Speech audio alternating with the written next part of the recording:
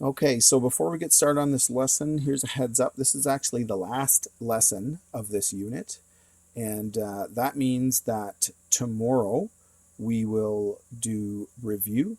Okay, so I'll summarize the unit, what's important, what do you need to know, that kind of stuff, and there'll be some practice to do. So hopefully you're caught up on all the rest of the practice for the unit. That'll be important, and that'll be tomorrow.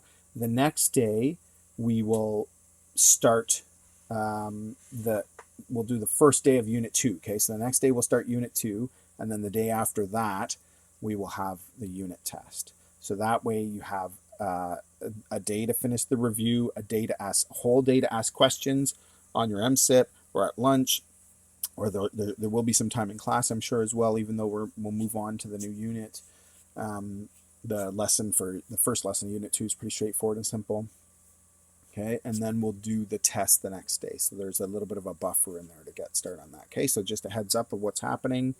Tomorrow review, the next day Unit 2 starts, the day after that we'll be doing the test. So this last lesson, again, is a slightly different view of a different kind of functions. We've been talking a lot about functions and their characteristics throughout this unit. Most of it's review from grade 11. But here we have something that is a little bit new, and it's called a piecewise function. And it's called that mainly because it is the idea of taking sort of a bunch of different pieces that they look disconnected maybe, but then we consider them as one single function. And again, this is like something that you would see happen all the time in the real world, as you'll see in this example right here. This is the kind of thing that happens all the time. So mathematically, we want to have a way to represent it and a name for it and that kind of thing.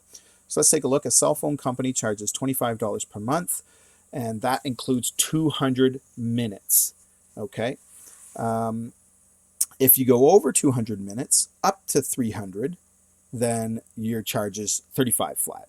Okay, so it's 25 flat for the first 200 minutes, 35 flat total, right? That's not on top of the 25, it's just 35, so it's an extra $10 for the next 100 minutes, so up to 300. And then after that, it goes to a per minute charge, and it's 5 cents per minute. So it says, write a function for the monthly cost and graph it. We're going to graph it first, and then we're going to take a look at the notation for the function and a couple of little ideas to think about when you're writing these functions after we've done the graph for it. Okay, so first part's pretty easy. A cell phone company charges $25 per month, and it includes 200 minutes. Okay, so this is cost, $25. Okay, so here's 25 up to 200 minutes. Okay, so it's going to start here and it's going to go across like that. Okay, so a straight horizontal line up to 200. And then, and I'm going to zoom in a little bit here, and then between 200 and 300, the cost goes up to 35. So we're going to go up to 35, and I'll make it a different color. Normally I would probably do it in the same color, but just for the lesson, we'll think about two colors here. And so there is the cost for that next 100 minutes. If you're in here, you're going to pay $35. Now, this is a great example of the notation we use for circles that are colored in and circles that are open circles that are not colored in. Okay, closed circles or open circles, we call them. And we talked about this. We also talked about this. We saw the interval notation, which is inclusive, exclusive. Okay. And then we talked about this when we were drawing the number lines for absolute value functions and showing that idea. Okay, and this is the same thing. So it makes sense. Okay, if you talk for exactly 200 minutes, you're still at the $25 cost. And I hope that's how companies do it. Typically, that is, and that's good. I hope that's how they do it. And that's how this company does it. So if you're at 200 minutes, which one are you going to be? Well, you're going to be this one, okay? Because that's a closed circle. So at 200 minutes, you're still there, and it's only after you go over 200 minutes that you would jump to the next one. And we use these circles because otherwise you can't show like 201 second, especially not on a graph like this. We don't have the scale to show it, right? So we can show that, oh, by the way, the 200 is included in the blue line, not the green line. Okay. Now, after that, they charge 5 cents for each additional minute. So there's a few ways that we might want to think about this. Easy way, if we're graphing it, is just to sort of think about another point that we can find. So in 100 more minutes, okay, I can just scribble something down here. 100 more minutes times 0.05, because everything else is in dollars, so we got to stay in dollars. Well, what does that work out to? That works out to $5. So from 300, if I go up to 400, I'll gain $5. Okay, and then if I go up to 500, I'll gain another $5. Another $5, another $5, another $5, right? And it's going to keep going up the same way like that. 5.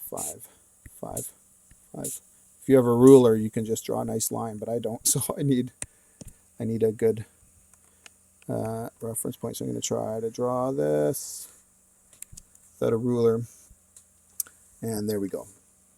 So now this graph shows the entire function with all of the different parts to it, and this is why we call it a piecewise function, because there's not one equation or one formula that expresses the entire relationship. The formula required changes as you go. Okay, so I've got a nicer view of this graph here, and we'll use this to come up with the equation. So here's how we would show it. We're going to go C at n equals, and we open a big bracket like this, and then we write the different parts in the bracket, and so that shows that it's one relationship, but it requires multiple equations. Okay, so it equals 25 between 0, so 0 less than or equal to n, less than or equal to 200. And again, as I said, the closed circle is the same as less than or equal to. Okay, so C at n is equal to that inside this range, or domain actually. And then the next one is going to be 200 less than, not less than or equal to. Again, think about that relationship. And less than or equal to 300. Okay. Now the next part is a little bit tricky, so I'm going to write it down and then we'll talk about it a little bit. Okay. So, but I think those two are pretty straightforward. The next one, you're paying $35. This is the easiest way to think about it. I think this is conceptually the best way to think about it. $35 plus 5 cents per minute, which would be 5 cents per minute like that. But this is actually not quite accurate, because it's only 5 cents per minute beyond 300 minutes. So if you graphed this, in fact, maybe we can do that in a minute, you'll see that it's not this line that we're looking at on the graph, and it wouldn't go through that point. So what do we have to do? Well, what we have to do is subtract the 300 minutes that have already been paid for in here, okay? And when we do that, so the number of minutes minus 300, so if it's, because think about it. Again, remember we've talked about this. Not only is putting in values and testing them a method we use to actually solve some problems, but it's also a great method to use for your understanding. So if I put 300 in for x, then this part becomes, sorry, if I put 301 in for x, subtract 300, then this part becomes 1. and I'm paying $35 plus 5 cents for that 1 extra minute. Now, doesn't that make sense? If I talk 50 minutes beyond the 300, then my X, or that should be N, sorry, that should be N. So my N would be 350, right? I've talked for 350 minutes, but I actually want this part to be 50 because it's 5 cents times 50 minutes, the 50 above 300, okay? So you can think about it that way, and this does make sense. Whatever I put in here, it subtracts 300 that I've already paid for in the $35, and I'm paying 5 cents for every minute after 300. Now, just FYI, when you're doing the work in the textbook simplifies this. I like this because this actually shows the relationship. So I actually kind of prefer this method, and if you wrote it this way on a test, I'd be fine with that. But if you wanted to simplify it for whatever reason, okay, you'd get 35 plus 0.05 n minus. So I have to multiply those, and I would get 0.05 times 300. Whoops. Oh, yeah, that's working. Equals 15. So minus 15. Okay, that's 0.05 times 300. Gave me 15. And so 35 minus 15, just rearrange. I get 0.05 n plus 20. And people often, every year, people say, where does that 20 come from? I don't understand. Like, it's talking about $35, talking about $25, and then it's 5 cents per minute, and then there's a 20 in the equation. Well, that's where the 20 comes from. It comes from this equation that makes sense, and then we simplify it. Okay, so you could also certainly write it like this. Okay, oh, and we have to put our condition in here. So this is when n is greater than 300.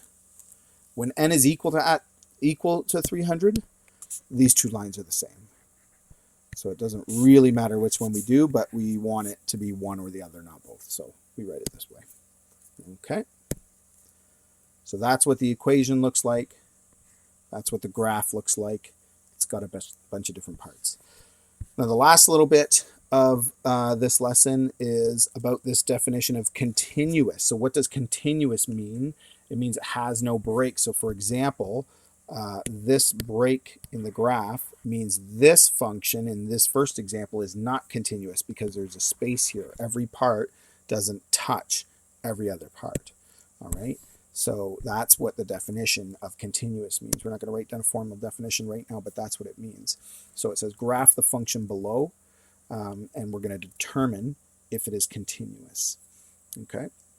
So let's see. Negative x squared plus 4, and it's at x is less than or equal to 0. That makes it kind of easy to graph. So this is a quadratic. Think about all the stuff that we were doing. This is a quadratic that opens down and has a shift up 4. That's all. That's the only other transformation. So I'm going to go up 4, 1, 2, 3, 4, and I'm going to open down over 2, down 4, over 3, down 9. Okay, and so it's going to go like this. And so it says when x is less than or equal to 0, it's that function. When x is greater than 0, it's that function. So I'm including this point because it did say less than or equal to. And if I wanted to, I could kind of do a dotted line like this to show that that is where the rest of the function would go. Okay, you don't have to do that for your work, but just for now, thinking about it again conceptually, it's a good thing to think about. Okay, and then if x is greater than 0, it's 2x plus 1. So let's graph that. So it starts 2x plus 1 starts at 1. Okay, and then has a slope of 2, which is 2 over 1. So up 2 over 1, up 2 over 1, up 2 over 1. And I'll draw a straight line like that. And again, it would go down like this. But because of the way the function is outlined, it actually stops at 0. And that should be, I'm going to erase this whole line here, aren't I? That should be an open circle. Okay, like that. So, is it continuous? No. Therefore, not continuous. and we call that discrete. If it's not continuous, it's discrete. But we can, for now, we can say it's good enough for us to say it's not continuous, because the lines don't match. One of the functions comes up here, hits it at 0, and the other one goes there. It also says show algebraically. How would I do that? Well, when you're thinking about a function like this function itself is continuous. Obviously, it's a parabola. It doesn't have a break in it or anything like that. Same with this. It's linear. It is continuous. The only place this entire function might not be continuous is at 0, right? Everywhere else it's going to work, but at this point, so when you're checking for continuity algebraically, that's what you're doing, is you're checking this point. Now you may have other, like if you look at this example up here, it has several points, okay? So you'd have to check at 200 and 300 and see what the function is equal to there. And how would I know that it is continuous? I'm going to check this guy at 0 and check this guy at 0. If they give the same thing, then both those functions, both these individual functions or relationships, have the same y value at 0, then the two lines would meet. I'll show you, I'm going to do a demonstration of this in a moment. But if they don't, like in this case, then not continuous. Okay, so let's take a look. So we're going to do like f at 0 for one of these, which is negative 0 squared plus 4. And negative 0 squared plus 4 is just 4, which we can see over here. It is 4, right? And then we're going to do another one. F at 0 is 2 times 0 plus 1. 2 times 0 is 0 plus 1 is 1.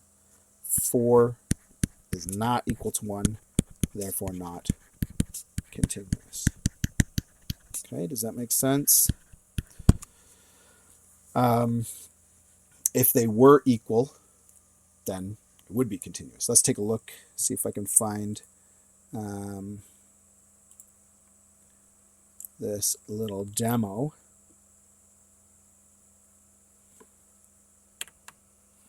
Okay, so there's that same graph. You can see that this is negative x squared plus 4, okay, and this is 2x plus 1, okay. And so then again, there's the parabola on its own, negative x squared plus 4. There's the line, but there's both of them together as a single function. And I can show the rest of them if I want to. We'll leave that out for now. Okay, so you can see they're not continuous. What if I changed the value? So this would be like in that cell phone example, this would be like changing the number of minutes when the price changes, I guess. What if I changed this part, right? What if I changed it so that it's not at 0 where it changes from one function to the other? What would happen? So if I changed it to, let's say, 1, I mean, this isn't a proof, but you can see, and we can show it algebraically, that they meet there. Okay, and so now it is continuous. So if instead of at less than or equal to 0 and greater than 0, if that occurred at 1, it would be continuous. Okay, but if it was more than 1, again, let's say 2 or whatever, not continuous, because they don't touch. At 1 they touch, at 0, which is what we were asked, they don't touch, and then they are going to have one more point where they would be continuous. It turns out at negative 3, this one comes up. So if it was at x equals negative 3, then it would be continuous. Any other point, it wouldn't work. X equals negative 3 or at 1, it wouldn't work. And that's interesting because that's where, or let me show it like this. It's just where the two lines meet. So they meet at negative 3, right? The two functions meet at negative 3, meet at 1. It's where they cross. So if you could solve that system and figure out where they cross, those are the two places where it could be continuous. That's not something that we're doing. It's an interesting idea. But if I think about this, and let's go back to 0 again, not continuous. So if I change the question, that's all this is doing. If I change the question, they would be continuous if it happened there. Okay, there's that point where 1 ends. So that line is just showing where 1 ends and the other begins. They're not touching there or any of those places. Okay, so that's what we mean by continuous. On a graph, it's easy to tell If you're showing it algebraically, you solve for both. And C, you have to test this point. If you had multiple other lines, you'd have to test kind of all those points and see. And if any of them didn't match, then the whole thing wouldn't be continuous, but it would be continuous at some points, maybe not others, right? But usually what we're asking for, is it continuous? We mean, is the entire thing continuous? So you're just looking for one point where it's not continuous. Okay. And there's some practice. And remember, tomorrow we're going to start review and then start unit 2 the next day, and then unit test will be the next day.